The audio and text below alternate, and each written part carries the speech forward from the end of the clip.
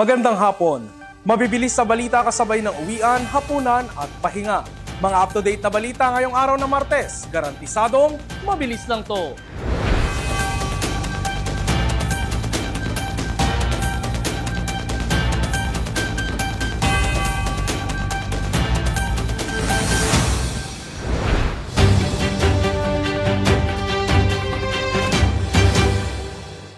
Nanindigan sa International Criminal Court ang kampo ni former President Rodrigo Duterte na walang direktang ebidensya na nagsasabing siya ang nasa likod ng pagkamatay ng umano'y mga kriminal at drug suspects. Ang detalye sa mabilis sa balitang hatid ni Michelle Giliang. Tinawag ng kampo ni dating Pangulong Rodrigo Duterte na paulit-ulit lamang napahayag na walang matibay na ebidensya ang ipresenta ng prosecution sa International Criminal Court. Para sa isang miyembro ng Filipino legal team ng dating Pangulo sa ICC, puro pahayag na walang saysay ang pinangahawakan ng prosecution. Silang kailangan bakunahan ng katotohanan at hindi yung kakulan. Yun naman pong mga sinasabi nila, matagal na nating narinig yon. At puro naman yun batay sa wala silang personal na knowledge o kung hindi naman, yun gawa-gawa lamang ng mga binayarang testigo. Para kay Panelo, dapat ring questionin ng depensa ang jurisdiksyon ng ICC sa Pilipinas, lalo't gumagana ang justice system nito. Sa unang araw ng confirmation of charges hearing ng pre-trial chamber 1 ng ICC kahapon, iginiit ni Attorney Nicholas Kaufman, lead counsel ni Mr. Duterte, na politically motivated ang kaso. Naniniwala ang defense team na gustong i-neutralize o patayin ng Marcos administration ang legasiya ng dating Pangulo, kaya plinano nito ang pagdala sa kanya sa The Hague. Isang matibay na ebidensya umano dyan ang nakuhang transcript ng isang phone call conversation ng isa anyang silent partner ni Pangulong Bongbong Marcos. Sa nasabing pag-uusap, iniyayabang umano ng partner ng Pangulo ang pagdadala sa ICC ng mga witness laban kay Mr. Duterte. And one of these parties was boasting about how he was acting as the silent partner of President BBM, managing a scheme to funnel witnesses to this court while all the time ensuring that he could guarantee President BBM's plausible deniability. So it is indeed the defence case that President Ferdinand Marcos Jr. set out to neutralise Rodrigo Duterte and his legacy. Hinikayat pa ni Kaufman ang chamber na dapat maging basehan sa kaso ng hukuman ang ebidensya at hindi emosyon o politika.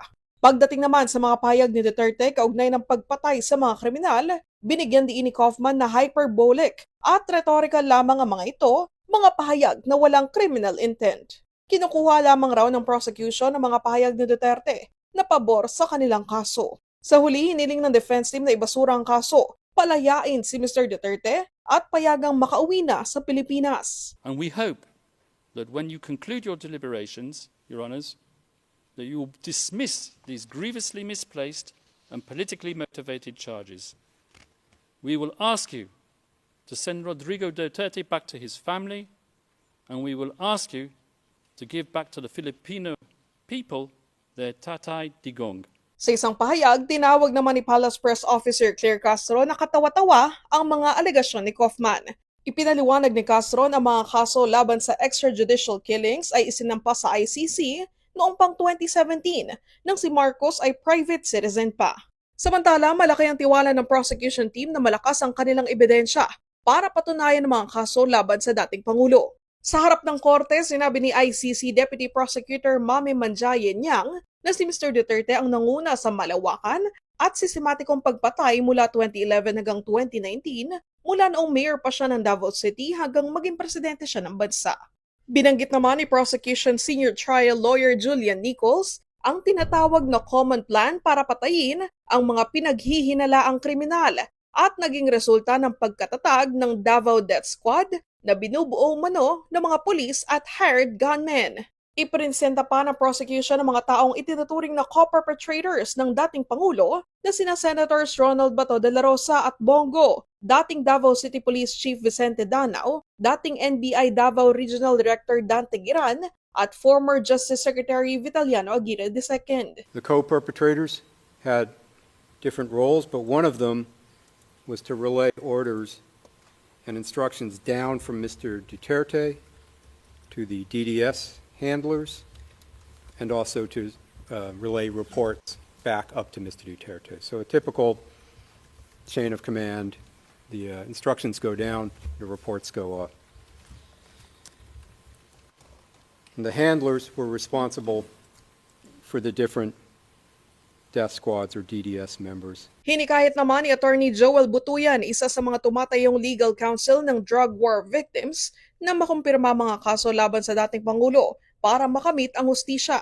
Pangamba niya, kung ihihinto ang kaso, posibleng pangalanan si Mr. Duterte sa kasaysayan bilang bayani na tumalo sa ICC at nilinis ang bansa mula sa mga kriminal. The virus of impunity that he spread all over the country has become a cancer that has metastasized, infecting millions of Filipinos. Mr. Duterte has created clones of himself.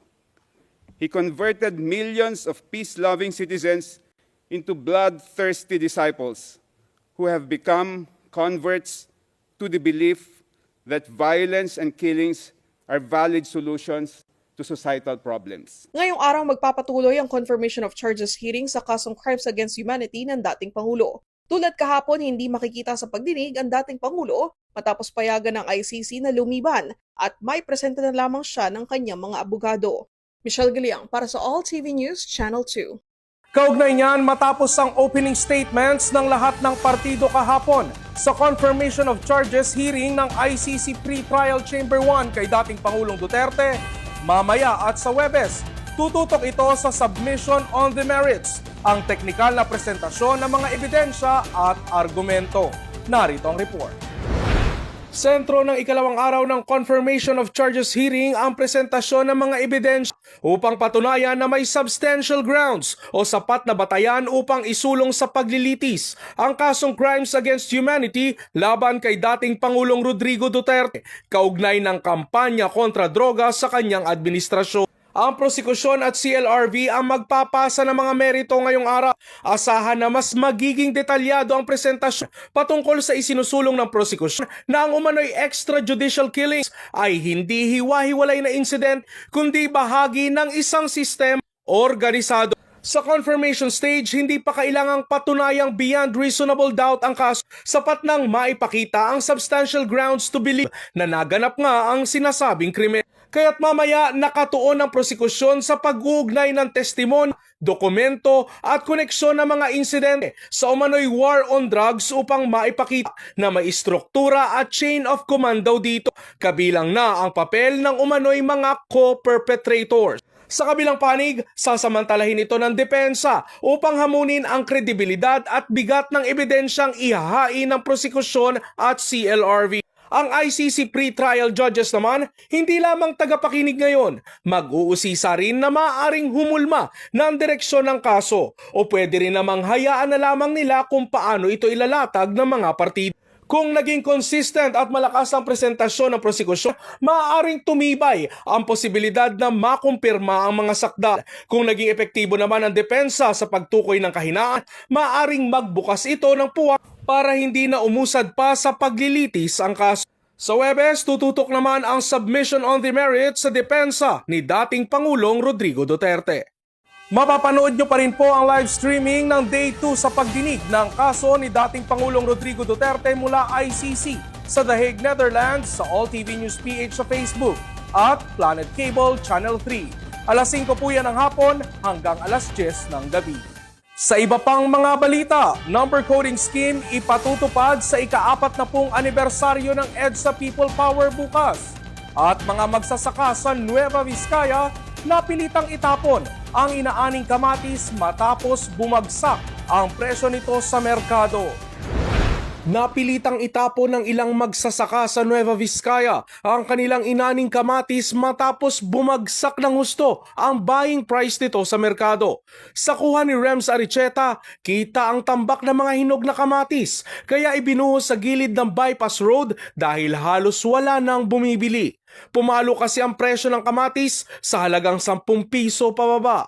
Ayon sa Nueva Vizcaya Agricultural Terminal o NVAT, inaasahan na nila ang ganitong pangyayari at ipinaalam na umano ito sa Department of Agriculture Regional Office para naman matulungan ang mga magsasaka na maisama ito sa mga kadiwa stores.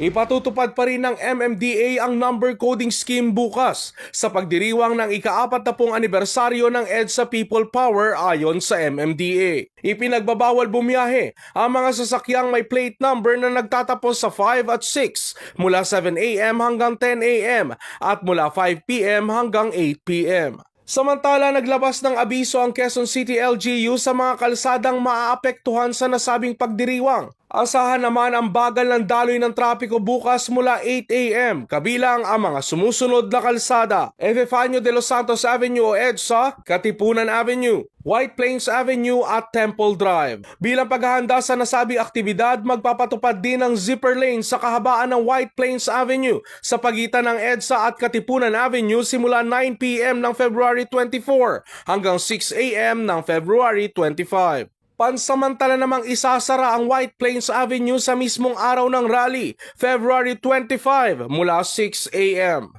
Sa sports balita, boxing icons Manny Pacquiao at Floyd Mayweather Jr. muling maghaharap sa boxing ring sa September. At Gilas Pilipinas, patuloy ang ensayo ilang araw bago makaharap ang New Zealand sa FIBA World Cup Asian Qualifiers. Mabilis sa balitang hatid ni Enzo Laca.